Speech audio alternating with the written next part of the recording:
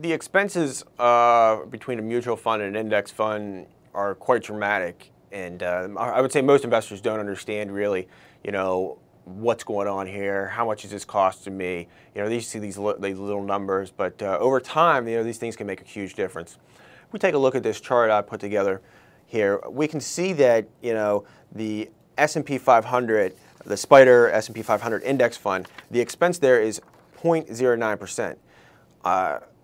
I just kind of went through and picked a bunch of different mutual funds with big names, something that somebody might be familiar with if they're looking at a 401k plan or whatnot.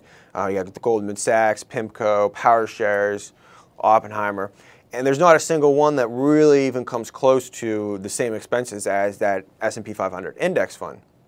So what's this mean? What do these expenses mean? Basically, if we look at that 0.09%, that means that's going to cost the average investor on, let's say, $10,000 investment. It's going to cost them $9 per year to hold that fund. When we compare that to the Goldman Sachs Large Cap Growth Fund, that's 1.71%. That's going to cost, on $10,000 invested, it's going to cost $171 per year.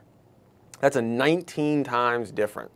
So that Goldman Sachs is costing you 19 times more every year than the S&P 500 index one. And when we run that out over a long period of time, let's say 10, 20, 30 years, the compounding, compound interest is a great way for investors to make money. And the difference that $171 to that $9, even that $160 difference is going to make a huge effect to somebody's portfolio over a period of 20, 30 years when we're talking compound interest.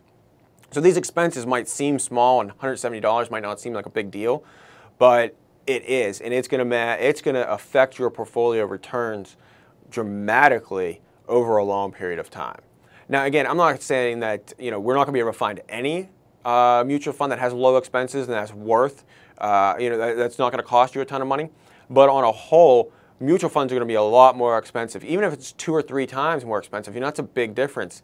And the average investor that has a Roth IRA or a 401k through their employer, they only have so many options to pick from in some of these scenarios, and they're going to be better served going towards the index fund that's low cost and everything like that, opposed to spending a lot more money and really not getting better returns in the long run.